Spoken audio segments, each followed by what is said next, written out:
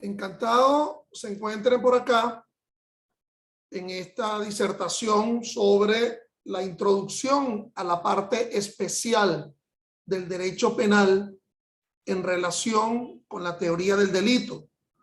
Quien les habla es el profesor Ángel Serpa Aponte y esta disertación virtual está dirigida fundamentalmente a mis alumnos de la asignatura Derecho Penal Especial, es decir, Derecho Penal 2 de la Universidad Central de Venezuela y al público en general. Por lo tanto, mi orientación un tanto frente a esto va a ser de carácter académico.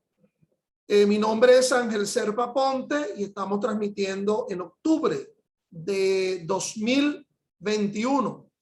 Estas clases vinculadas al derecho penal, al derecho procesal penal, la pueden encontrar ustedes también en mi canal YouTube, Ángel Serpa Aponte, a los efectos de quien quiera ingresar al mismo y encontrar respuestas a problemas puntuales del derecho penal, del derecho penal constitucional, etc. Muy bien. La parte especial del derecho penal. Cuando comenzamos una disertación o una clase introductoria a la parte especial del derecho penal, que más o menos en los diferentes pensas de las universidades se llaman Derecho Penal 2, es porque nos estamos refiriendo al análisis de las familias de delitos que se encuentran estructurados en cuerpos de ilicitud penal ortodoxos, como el Código Penal, o en cuerpos de ilicitud penal colateral, es decir, leyes que tipifican ilícitos penales y que se encuentran más o menos vinculados a ese Código Penal. En el proceso de la historia del derecho se suele decir que una etapa importante es el proceso de codificación, en el sentido que todas estas leyes que se encontraban dispersas estuviesen congregadas, concentradas en un solo cuerpo normativo. Un cuerpo normativo que en el caso del derecho penal no solamente es porque en sus libros segundos o terceros encierren, describan la familia de delitos, sino que en su libro primero se aborda la llamada dogmática jurídico-penal. Es decir, los mecanismos que permiten el establecimiento de la responsabilidad penal en un sentido interpretativo, en un sentido formal, donde esas categorías importantes, tipicidad, culpabilidad, antijuricidad, punibilidad, validez espacial, personal, de la ley penal, prescripción, se encuentran allí como instrumentos, como mecanismos que permitan la interpretación de los tipos penales que se ubican en la parte especial de dichos códigos. Recuerden que estamos hablando del establecimiento de la responsabilidad penal. Hay un establecimiento de la responsabilidad penal que se verifica en un sentido dinámico, que sería lo procesal, es decir, establecer esa responsabilidad sobre la base de una pretensión procesal sustentada en prueba, pero también hay un establecimiento de la responsabilidad penal que se verifica en un sentido formal. ¿Para qué vamos a activar el proceso si ese hecho todavía no reviste las características de delito? Recordemos que lo que está uniendo en principio a un victimario y a una víctima en ocasión de un delito es el hecho, pero para que ese hecho tenga relevancia para el derecho penal hay que aplicarle, ¿verdad?, digamos, las categorías de la dogmática, así como cuando barnizamos con una brocha una puerta o un escritorio, y entonces ese barniz estará repleto de tipicidad, culpabilidad, antijuricidad, punibilidad, y ahí sí verificamos que ese hecho es relevante para el derecho penal. Faltaría su demostración, y su demostración se verifica en un proceso. Es decir, para los que son alumnos míos y a los que no lo sean, pero quiero hacerme explicar, pareciera que hay una palabra que es mala, que es obscena. ¿Vale? Una mala palabra, pues. ¿Ok? Una obscenidad dentro del derecho penal. Y esa palabra es prueba. Ojo bien con lo que estoy indicando. Es decir, las respuestas que tú pretendas darme a ingentes problemas vinculados a la dogmática o a la parte especial, no me lo vas a resolver hablándome de pruebas. El tema no es de contenido probatorio. El tema es si ese hecho se adscribe a una categoría jurídica que se denomina delito. Por la propia ontología, epistemología del propio hecho en sí mismo, sin ubicarle otras consideraciones. Verificar si se escribe un supuesto de hecho, si hay culpabilidad, si existe alguna causa de justificación que haga el hecho jurídico y no lo siga manteniendo como antijurídico. La respuesta obviamente no va por lo probatorio. Claro que podríamos hablar de algunos delitos en donde el tema es netamente de contenido probatorio. Por ejemplo, cuando los que son alumnos míos ahora aquí en Derecho Penal Especial irían a ver conmigo el llamado homicidio en complicidad correspectiva. En ese homicidio en complicidad correspectiva, obviamente está un tema de prueba porque no se ha podido demostrar quiénes de los que ejecutaron el homicidio fue realmente responsable del hecho. Y por lo tanto el legislador adopta una modalidad. Por ejemplo, en la difamación, cuando se habla de la llamada exceptio veritatis o la excepción de la verdad, claro que allí hay un contenido de carácter probatorio, pero fundamentalmente los problemas ingentes dentro del derecho penal especial acaban y terminan con la propia dogmática. Y por lo tanto, habría que tener una base de dogmática importante. Y es por ello que en esta clase introductoria al derecho penal, a la familia de delitos, yo tengo que hacer una referencia a lo dogmático para que podamos entender la causa, efecto, fin y objeto de la parte especial del derecho penal. Si no se tiene un buen fundamento de dogmática, a lo mejor va a quedar un tanto limitada la posibilidad del entendimiento y para los que son alumnos, la posibilidad de la evaluación de una asignatura como esta. Bueno, dicho esto, un tanto la razón de esta explicación, la razón de todo esto, yo voy a hacer una referencia a la doctrina. La doctrina es importante que sea entendida frente a ello. Por ejemplo, en el caso venezolano, hay un libro español, hay un libro foráneo que es bien interesante sobre un poco para explicar el tema de la parte especial del derecho penal. Es un libro de Fabián Ignacio Baleare, que se denomina así, como lo están viendo en la lámina, Introducción a la parte especial del derecho penal.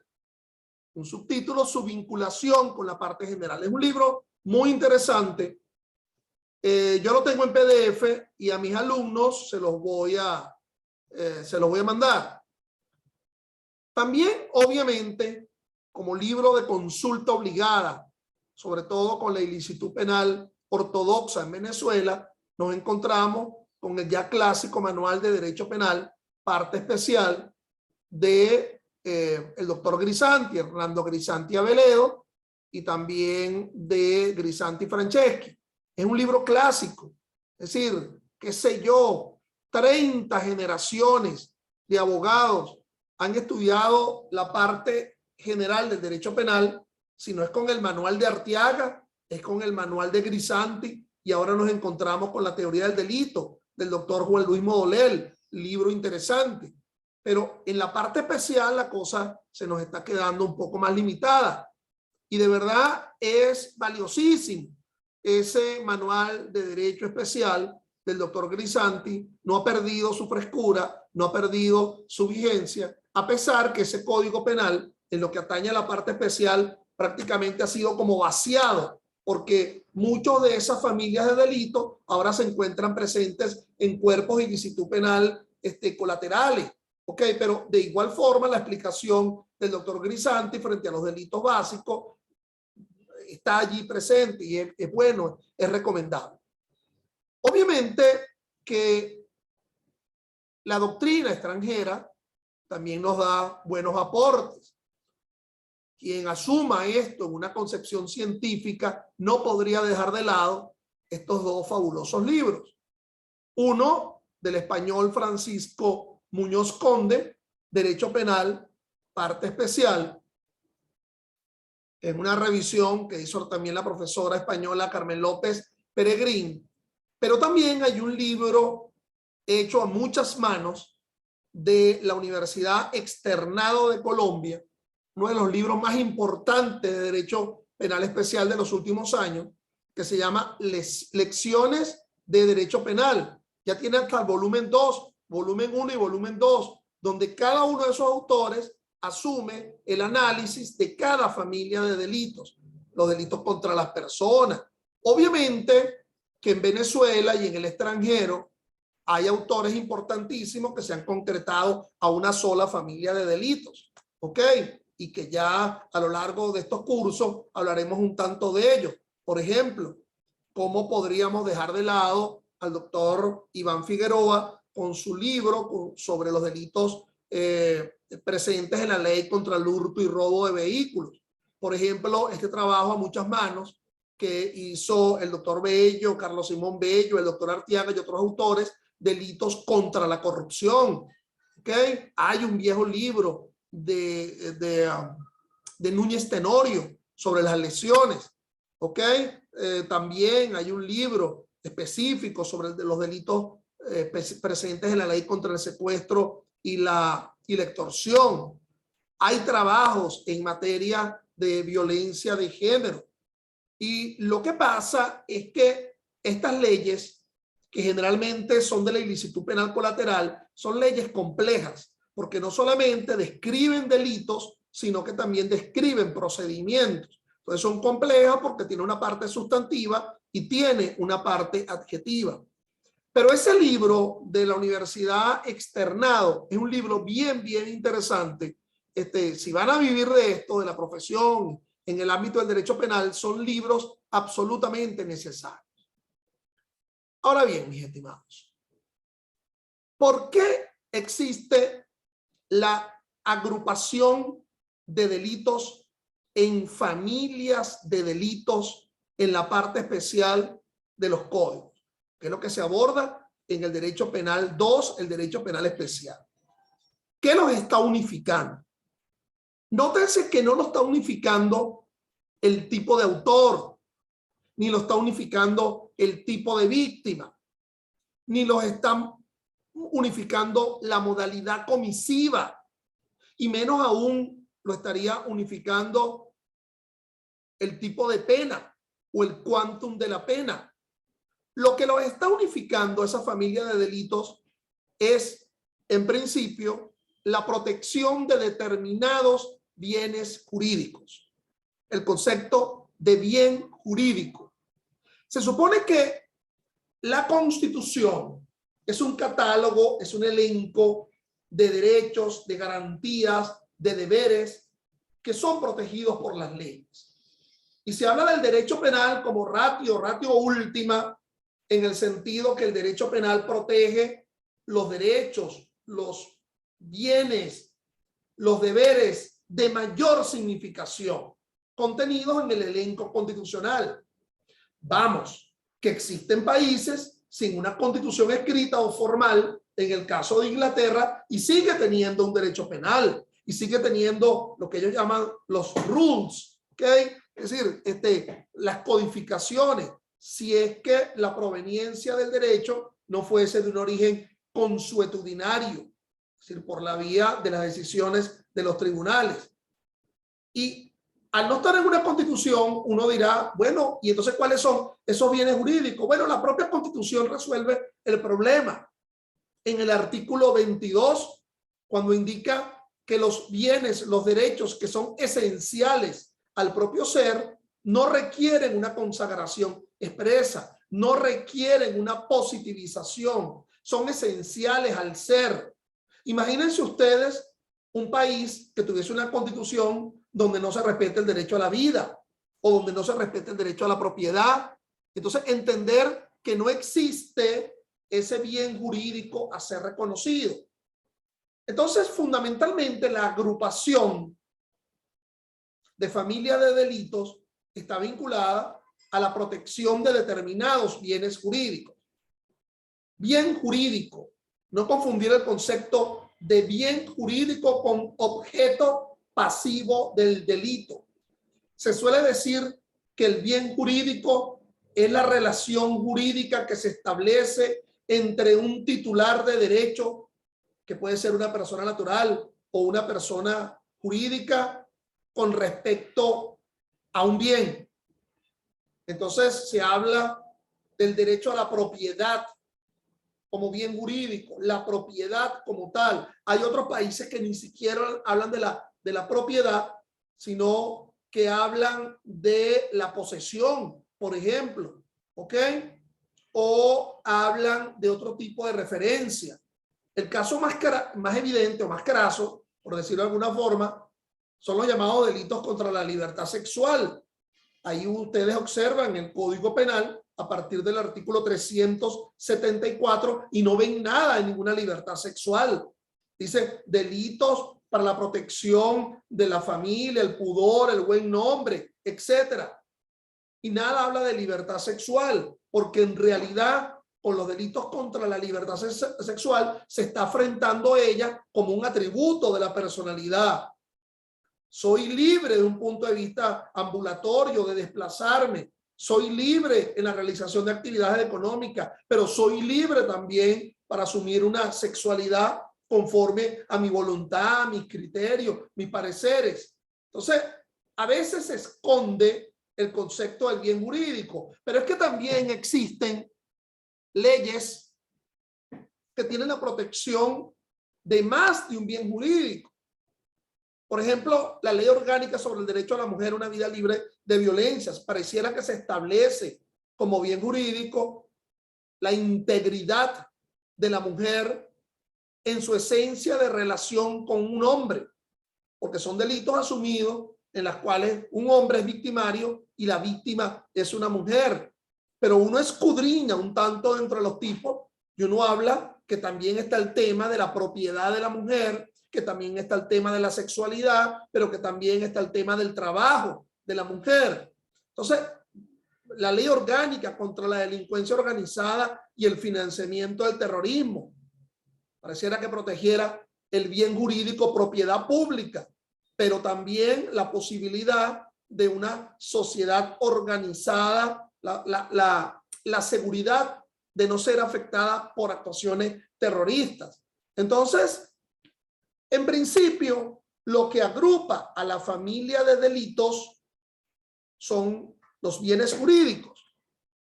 Y por lo tanto, dicho ello, hay otra obra que yo recomiendo, u otro trabajo que yo recomiendo.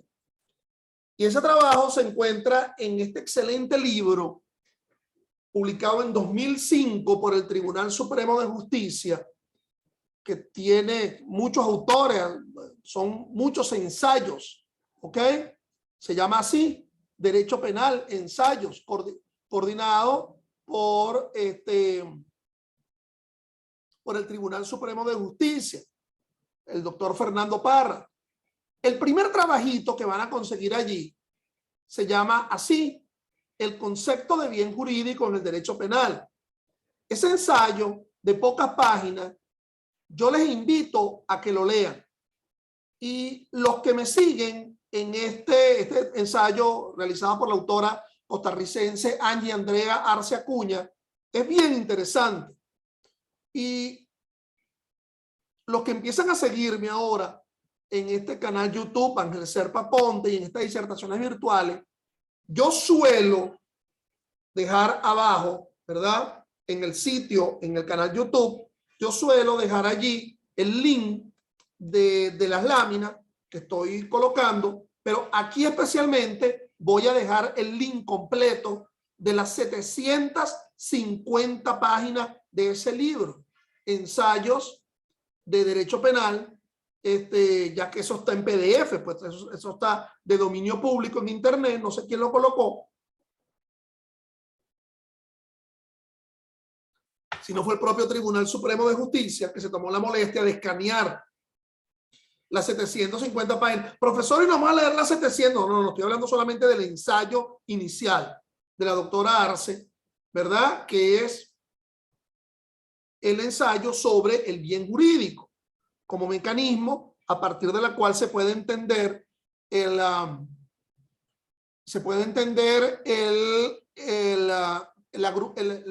agrupamiento en familias de delitos. Ya va, denme un chancecito por acá, no se vayan, no se vayan.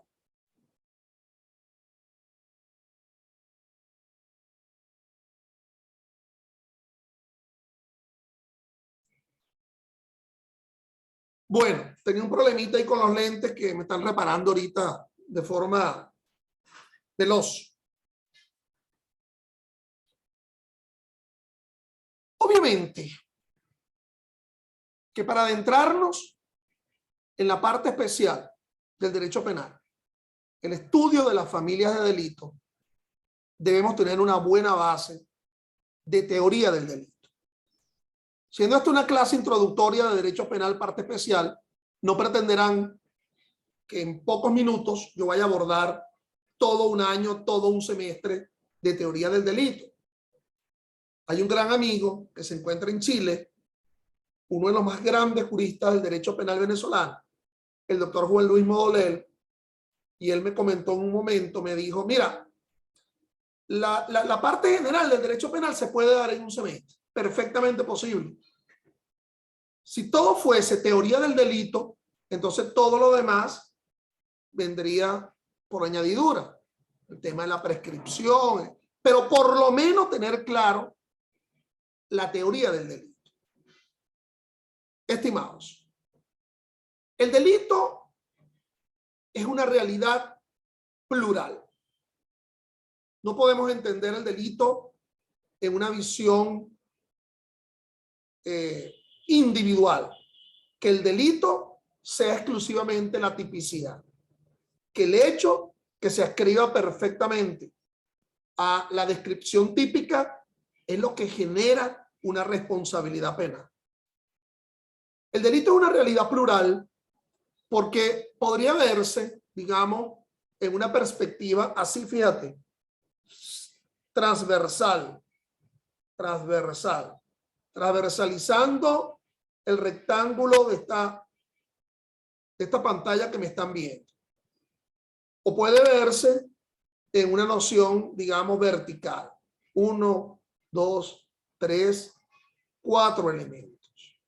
Si lo vemos en una visión, digamos, transversal del asunto, ese delito lo estaríamos dividiendo en causación, que sería el aspecto objetivo, causación, una relación de causa-efecto. Todo en la vida es una relación de causa-efecto. Si yo estoy aquí a esta hora, es porque a las 5 encendí la reunión Zoom. Si una persona engorda, es porque ha venido comiendo de más, una ingesta exagerada en las últimas semanas, meses. Si una persona si una dama acaba de dar a luz, pregúntale lo que hizo 9 meses antes.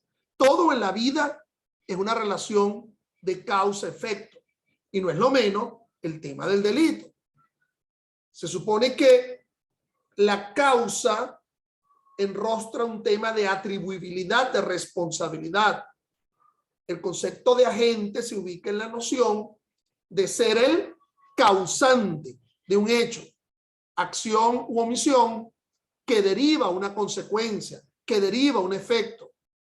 Ese efecto se suele decir que es el cambio del mundo externo Y ese cambio en el mundo externo conlleva a una aflicción de un bien jurídico. Es decir, de alguna forma se ha lacerado, se ha menoscabado ese bien jurídico. No lo estaba antes y lo está ahora. ¿Qué ocurrió en el interín? En una relación de causa-efecto que condujo a ese resultado. Y ese resultado tiene categorías, ¿ok? Del cual se pretende derivar una responsabilidad penal. En una perspectiva, digamos, típica del asunto.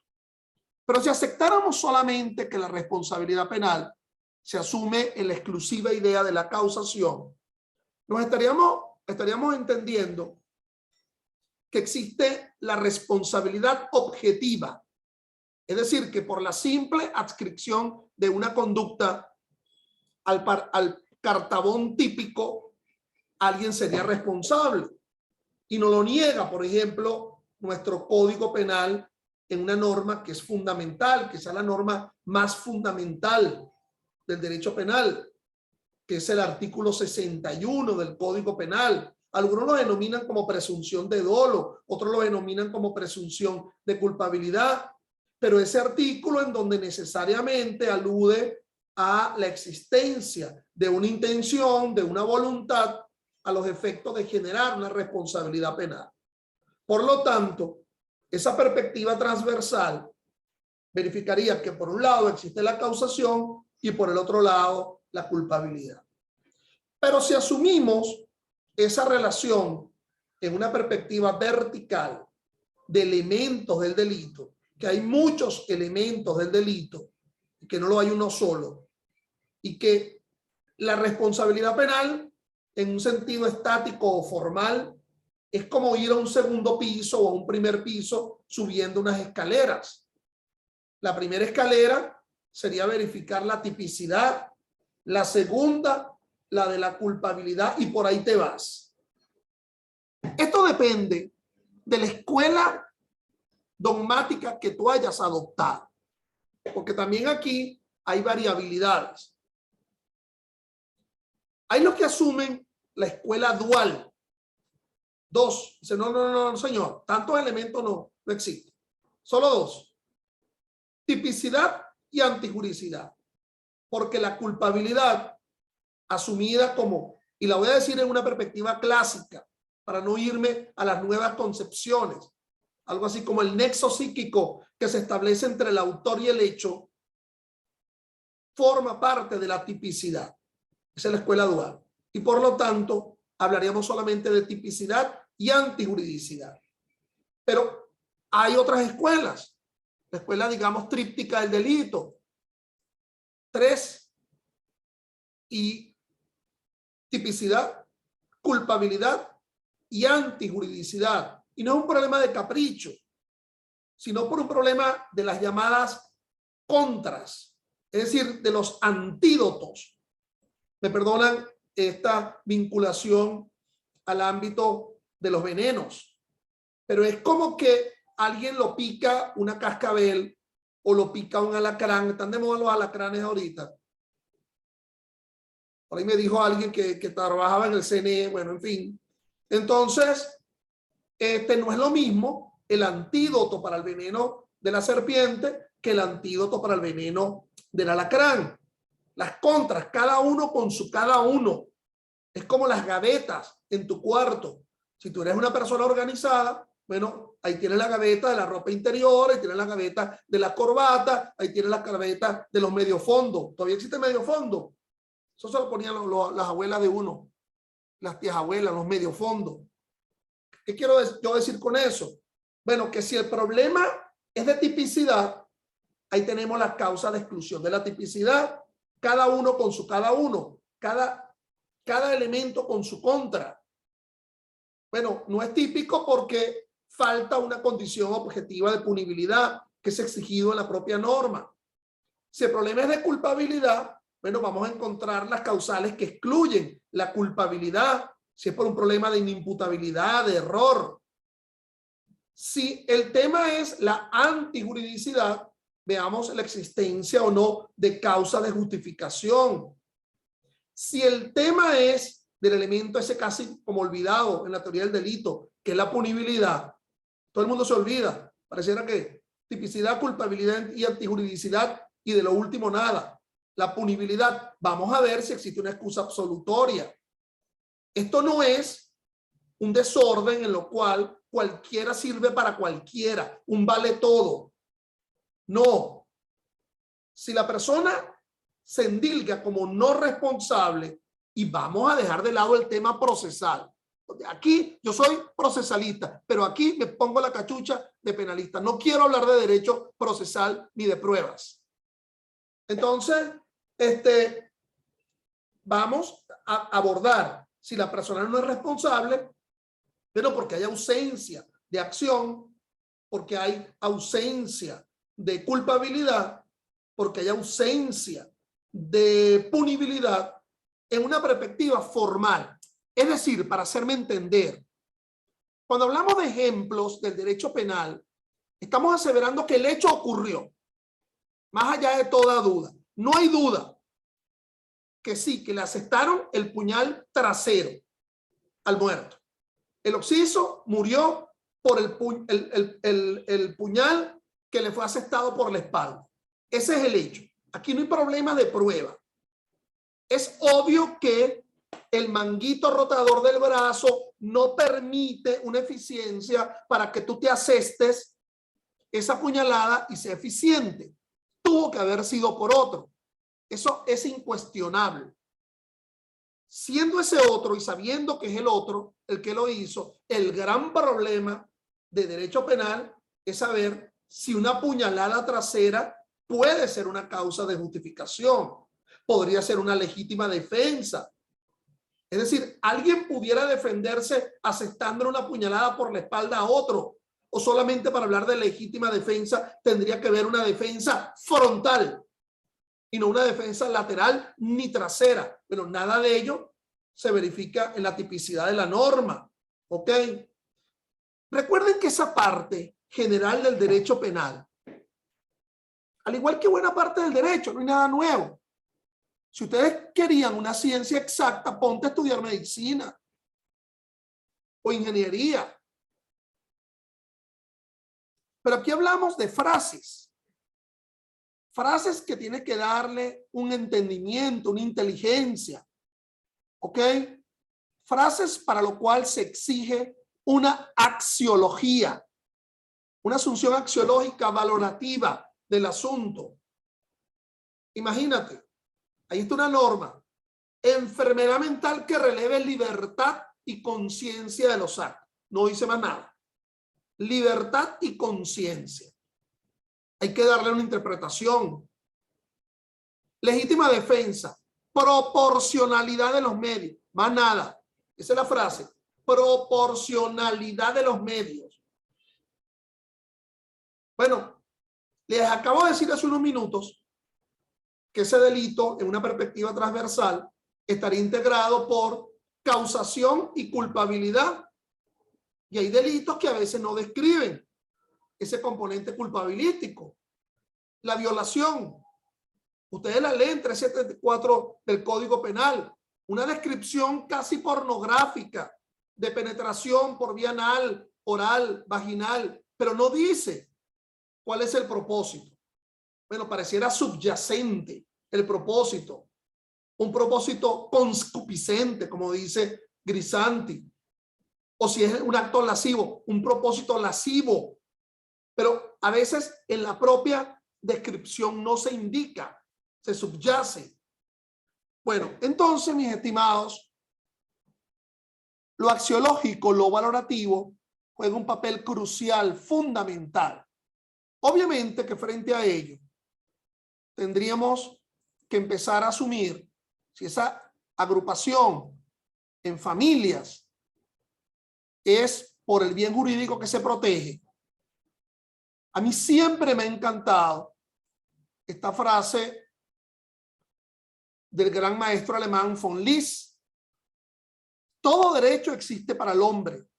Tiene por objeto la defensa de los intereses de la vida humana, lo que en alemán sería el Lebensinteressen. El derecho es, por su naturaleza, la protección de intereses. La idea de fin da fuerza generadora al derecho.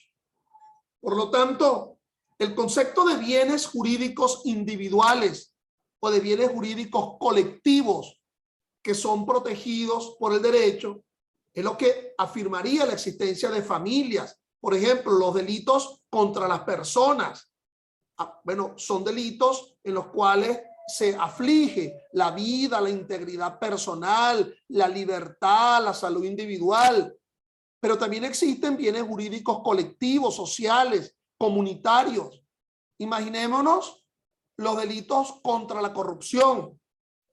No es la propiedad como una relación jurídica entre un titular de derecho con respecto a una cosa, sino que detrás de los delitos contra la cosa pública existe la llamada lealtad funcionarial.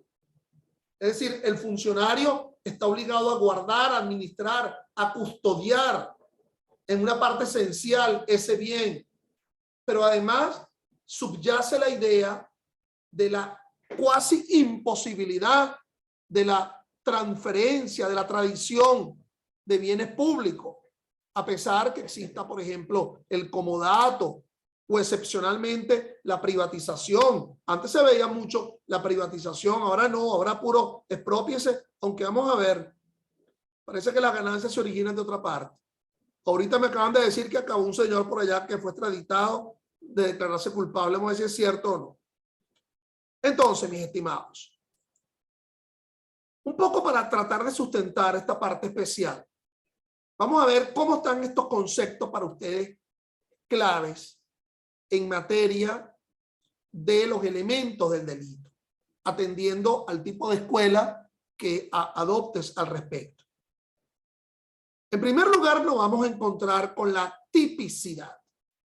Esa tipicidad que se ubica en un mandato constitucional y que lo recoge pretérito a la propia Constitución, el Código Penal. Pero me estoy quedando ya casi sin tiempo. Entonces, los invito a que se vuelvan a ingresar a la segunda sesión de esta disertación con las mismas coordenadas. Gracias.